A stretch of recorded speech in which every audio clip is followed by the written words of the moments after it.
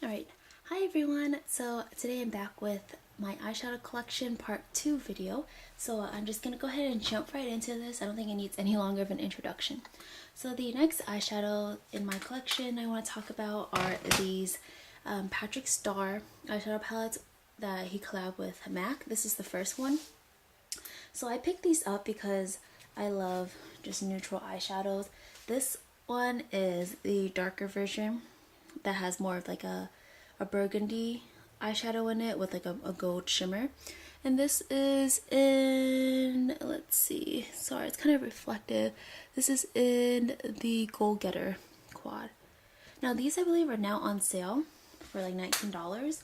And I think that's a good price to get them. When I bought them, how much were they? $32? Oh gosh, that sounds so expensive now. This is the other one in Glam AF.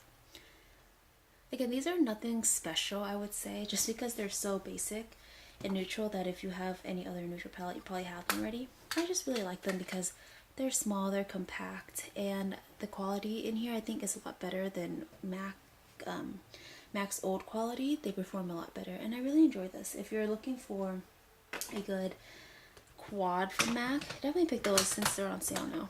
So next, that kind of just leads me into my only other MAC eyeshadow palette I have. This is the one in Modern Mellows. It has 15 eyeshadows. This was $65 and I really don't like this one. The quality in here is nowhere as good as the one that are in the Patrick Starr quads. Now I don't know if the new collaboration with Patrick Starr, the Floral Majority or the Floral Collection, if that one has the same eyeshadow quality as his latest collection, but I feel like it should. Anyways, I'm getting a little off track here again. These shades are kind of boring to me. This was my very first, I guess, high-end palette, I would say, that my mom bought for me, so it has a sentimental value to it. That's why I still have it now and I haven't like decluttered it. But to be honest, I never reached for this. I probably won't because the quality sucks. It's patchy, doesn't blend well, doesn't even last, has no pigment to it. I hate it. It's okay, hate's a strong word, but I really dislike that one. Next is a little 6-pan eyeshadow from Pixie. Now this compared to, let me see, what's another Pixie palette? This is the It's Judy Time Pixie palette. This one is really nice. This one has really nice quality. All the colors are very pigmented, they blend well. The only problem is that with this, all your looks are probably going to look about the same on the eyes. Like there's not a lot of variation between the colors once they're on your eyes, and in essence the look just looks like one giant puddle of brown. So you can't really get a lot of variation, but the quality is there. It's not bad. On to this one. All these shadows look really good if you use your brush that is damp or sprayed with like a setting spray.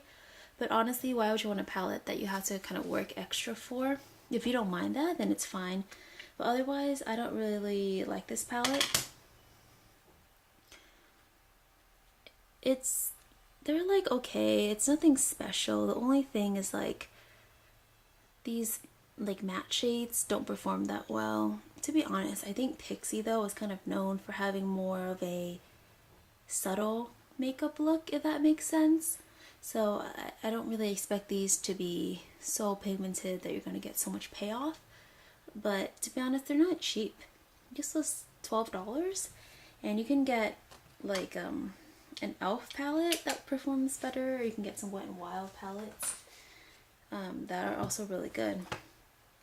Like for example, you could get any of these Wet n Wild palettes for $4.99 and they perform a lot better. So these are the new revamped like Color Icon eyeshadow palettes. So my favorite is definitely the OG. This is the Comfort Zone one. This one is just beautiful, and I think I'm drawn to it because it has that duochrome blue brown shade right here, which I love. Like if a palette has that, I'm like, I need to have that palette. And I really love how they added the 2 transition shades on the ends here. The transition shades, to be honest, are like the best like they have the best quality in terms of any other shadows in this palette. The shimmers are kind of lackluster. Like you definitely have to wet your brush or use your finger. They're not gonna apply opaque with the brush dry, but the mattes, the transition shades, are amazing.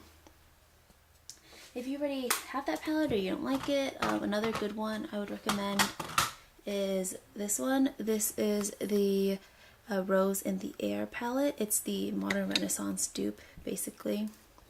Honestly, it performs the same or even better in my opinion. I reach for this one more than my ABH Modern Renaissance if I want this kind of look. And just for completion, I will show you guys the other two in their new revamped eyeshadow. But I don't like this one. This is the one called Not a Basic Peach. I don't think these shades perform well. I really wanted to love this like metallic shade or shimmer shade because it looked so beautiful, but once it's on your eyes, it doesn't look that great. There's a lot of fallout. It's sheer, not very opaque. But again, the transition shades are really good. Next, this one is Nude Awakening. This is just a very basic neutral palette, but it's also really good if you're someone that likes to just wear these colors at work, or if you're going to school, or just like a normal basic day out. I don't think you would regret getting this because it's so affordable too. Okay, next I'm gonna go through this ColourPop Yes Please palette. Thing is, I don't understand why they don't put like the name of the palette on the packaging. Like, is this the Cute AF palette or is this a Yes Please palette? It's very confusing to me. Anyways, I bought this when it was on the very first release and I was so excited that I got it. I remember being super disappointed that it was so small because I thought it would be bigger, but now I'm fine because honestly, I'm never going to use any of these eyeshadows up. This is a very popular palette, I would say. I don't reach for this one often because I tend to lean more towards darker warm tones, like in the Naked Heat palette.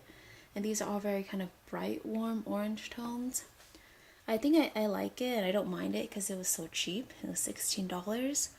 I think like there are some more unique shades, like this bright orange right here and this kind of orange yellow shimmer and this bright yellow.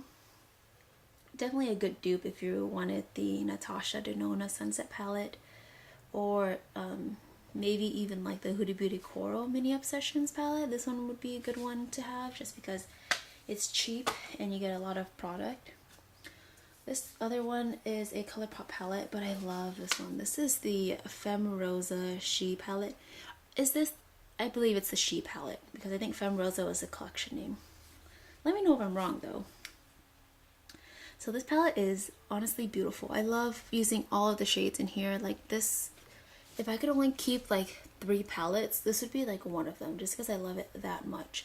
All the mattes perform super well. They're pigmented, they blend well. I prefer this one a lot more than the Yes Please. And I don't mind that it doesn't have a mirror just because it's so cheap.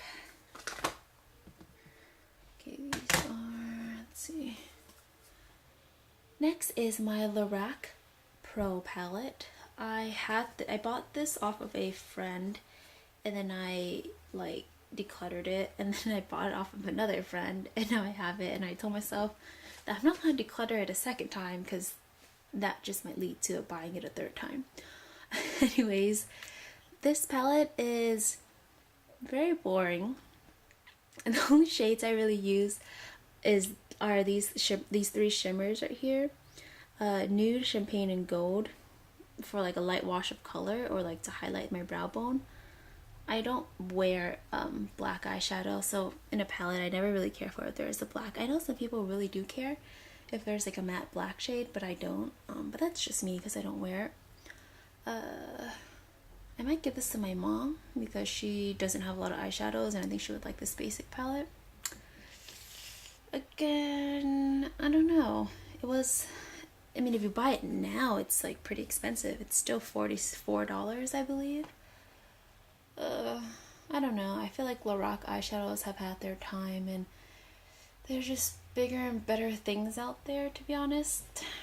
I mean, you can't really go wrong with this palette if you're just starting out, but you just have to get used to their quality because they're so soft and pigmented. Okay, let's see.